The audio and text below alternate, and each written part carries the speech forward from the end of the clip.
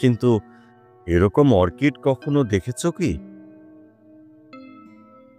কুমার বললে, না, এগুলো বোধহয় ভারতবর্ষের অর্কিড নয়। বিমল উচ্ছ্বসিত কণ্ঠে বললে, বাহ বাহ বাহ, কি চমৎকার! দেখো কুমার, দেখো। আর সব অর্কিডের মাঝখানে বাঁধানো বেদির উপরে যে প্রকাণ্ড অর্কিডটা রয়েছে, অর্কিড যে অত বড় আর তার ফুল এমন অদ্ভুত হয়, না দেখলে আমি তা বিশ্বাস করতুম না।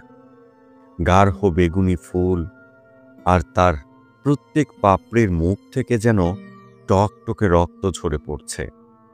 রক্তমুখো অর্কিড ফুল। কুমার সেই দিকে এগিয়ে গিয়েই বলে উঠল, বিমল, শিগগির এদিকে এসো। বিমল কয়েক পদ অগ্রসর হয়েই স্তম্ভিত নেত্রে দেখল